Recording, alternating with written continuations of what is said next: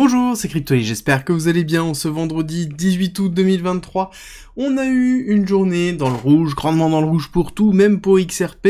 Justement, on va faire le point sur Ripple et sa crypto. Point qui va être important parce qu'on a quand même pas mal de nouvelles fondamentales, on a pas mal de nouvelles plutôt actualité. Donc on va, comme d'habitude, faire cette première partie. Ensuite, on ira dans la partie technique pour se projeter court, moyen, long terme sur des prix d'achat, des prix de vente pour comprendre la dynamique du marché de XRP. Et ça commence tout de suite.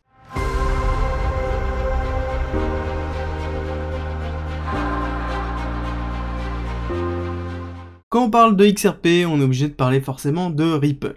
Alors, Ripple, c'est une société qui existe déjà depuis très longtemps. XRP, la technologie qui est en dessous de Ripple, existe aussi depuis un certain temps, même voire très longtemps.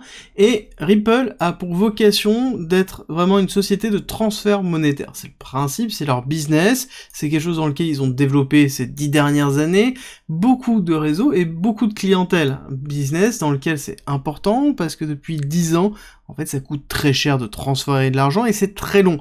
Là, en l'occurrence, avec Ripple, la mise à disposition de l'argent se fait très rapidement et on a justement 100% de transparence, on a zéro pre-funding, donc on a plus cette notion de devoir passer par un tiers intermédiaire qui sert de garant, et on a des transactions en moins de 3 secondes. Donc forcément, on avait quelque chose qui était très très fort.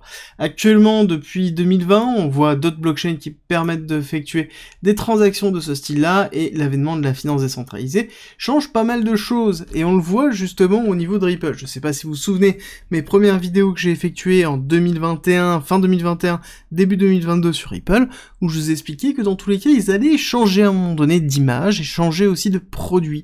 Bah, c'est exactement ce qui s'est passé avec un shift qui a été relativement fort, étant donné qu'ils sont en train de se diriger vers les CBDC. CBDC étant les monnaies de banque centrale, et ils se veulent être un acteur des CBDC en proposant en fait l'accompagnement des différentes banques centrales pour pouvoir justement lancer leur propre monnaie, avec justement la phase de mint, de distribution, les transactions, la gestion des transactions, la gestion du burning qui est effectué et du redeem. Donc on est vraiment dans un cycle classique, il se positionne comme étant une infrastructure pour les CBDC. Et derrière en fait cette image-là, nous avons à côté la technologie en elle-même, donc qui est XRP Ledger, qui du coup est la Ledger, donc on va dire la blockchain de XRP, dans lequel on peut construire des applications décentralisées. On a actuellement beaucoup de briques fonctionnelles qui existent, avec tout ce qui peut être nécessaire pour qu'un développeur puisse construire sur XRP, mais je vous avoue que c'est pas là où les développeurs construisent actuellement. Il faut bien comprendre que l'utilisation de XRP Ledger est majoritairement effectuée par Ripple, et je pense que ça continuera comme ça pendant encore très longtemps, parce que c'est le principe même de construction de XRP Ledger et d'évolution de XRP Ledger, c'est pour que ça fonctionne par rapport à Ripple. Là-dessus, les développeurs vont me dire que React et Angular étaient créés respectivement par Facebook et Google dans leur propre intérêt, et ça a été utilisé par tout le monde, et React est devenu, on va dire, le langage JavaScript réactif le plus utilisé au monde, alors qu'il est lié à une société. Je suis tout à fait d'accord avec vous, c'est pour ça qu'il faut garder un œil dessus, mais néanmoins, à l'heure actuelle, c'est pas leur voie de développement, c'est pas là où ils veulent développer, et c'est en même temps logique par rapport à leur business.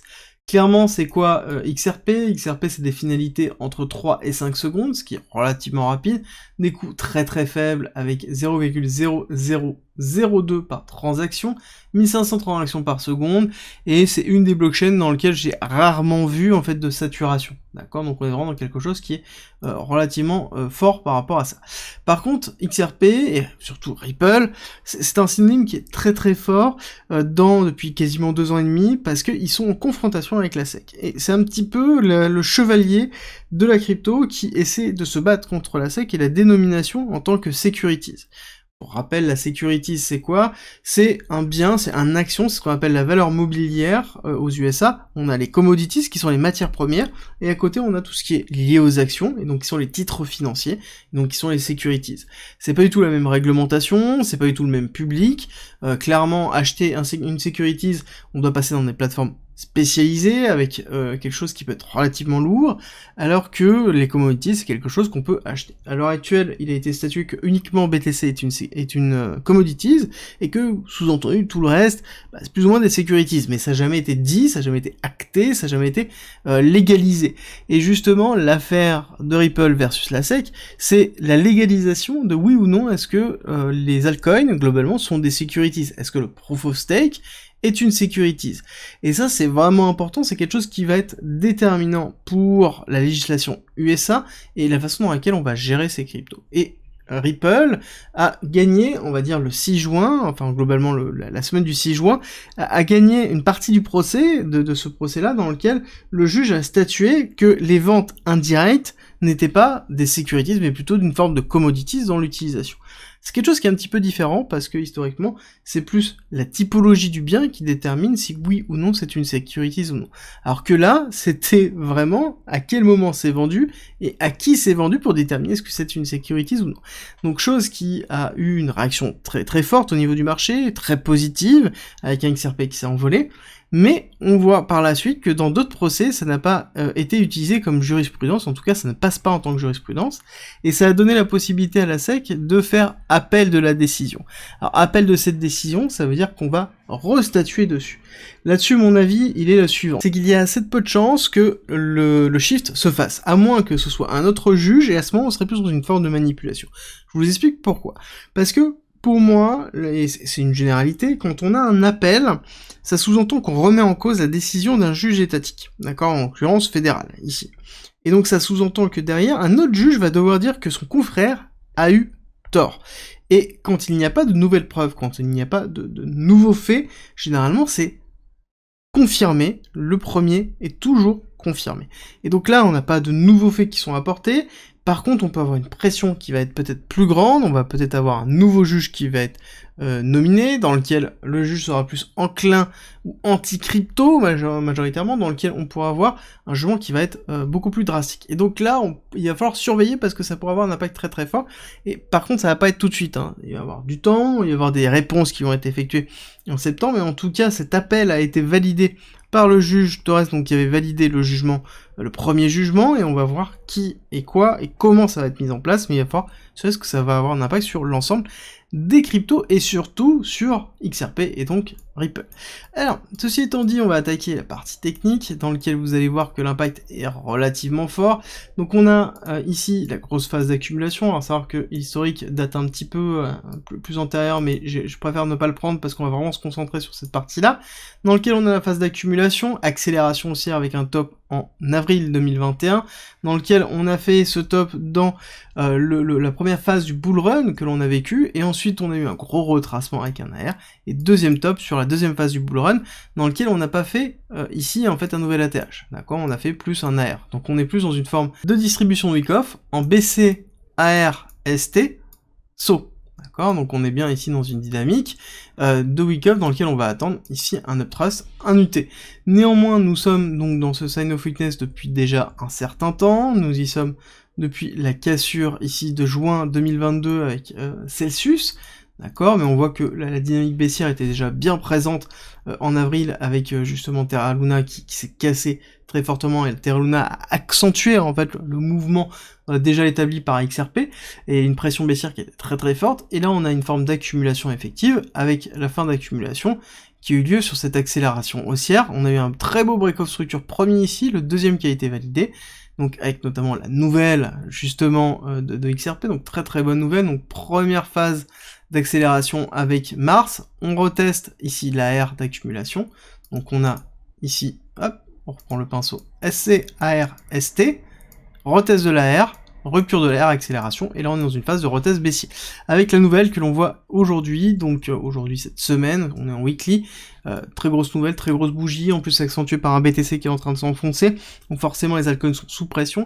Ça me semblerait pas totalement illogique d'aller retester ici les 0.35 dans un premier temps, voire retester en fait toute cette partie-là, d'accord, donc ça me pourrait pour moi être une bonne zone d'atterrissage, surtout qu'on va être dans une zone où on va repartir dans du FUD autour de XRP Ledger, avec notamment le procès autour de la SEC, avec à côté un BTC qui va continuer, je pense, à retracer en tout cas une partie du temps, donc il serait pas illogique de voir Là, on a fait un retest, donc ce qui est normal, mais il serait pas logique de voir quelque chose comme ça et de voir ensuite une deuxième vague baissière pour attendre justement la structuration. Clairement, si on a un gain de la SEC par rapport au procès, c'est sûr et certain qu'on risque d'aller retester potentiellement un 0,23, d'accord, donc très bas, hein, donc une cassure baissière où on divisera par deux le prix de XRP. Par contre, sur une victoire de justement XRP sur le procès, à ce moment-là, c'est pareil, on va revoir le même type de bougie, donc là, en fonction de là où on sera à ce moment-là, on pourrait aller retitiller les 1$, les 1,5$. Justement, qu'est-ce qu'on peut se fixer comme target dessus? Déjà, il faut comprendre qu'on a beaucoup de personnes qui sont loquées ici, hein, dans les 1$, entre 0,90 et 1$, beaucoup de monde. C'est pour ça que la bougie, c'est totalement, on a eu tout de suite des prises de profit, une bougie qui s'est totalement enfoncée à ce moment-là. Beaucoup de personnes ont allégé leur bague dans cette zone-là et sont sortis à BE, d'accord? Donc là, on a un retracement très fort, donc il va falloir se replacer pour aller chercher, je pense encore une fois, les 1$, et pareil, avoir encore une zone de vente. Deuxième zone de vente, ça va être les 1,3$, 1,5$, dans lequel beaucoup de personnes sont bloquées ici aussi sur septembre 2021. Dans une phase de bull run, beaucoup de personnes n'ont pas capitulé et possèdent encore des XRP dans cette zone-là. Et ensuite, on pourra se diriger dans la schématique de vague 1, vague 2, vague 3 idiotiste, avec une grande vague 3, pour aller chercher ici la target de 1,618 à 3$, 3,5$ au niveau de la target XRP dans une fin de bull run, avec derrière la victoire de XRP sur la SEC, et donc à ce moment-là, un bull run vraiment avec de la liquidité, etc. Bon, c'est une target long terme, très long terme, comme vous avez compris. J'espère que cette vidéo vous a plu, si c'est le cas, n'oubliez pas de me laisser un petit like, ça me fait toujours très plaisir, ça me soutient, et on se retrouve demain pour une vidéo particulière sur le mouvement du BTC qu'on a eu, on va tout décortiquer sur la partie technique, ne loupez pas, et si vous aimez bien ce type de vidéo, focus sur une crypto, n'oubliez pas de regarder celle que j'ai effectuée hier sur Matic, la crypto de Polygon qui va bientôt se renommer Paul, et qui risque de changer drastiquement le monde que l'on connaît autour de Polygon.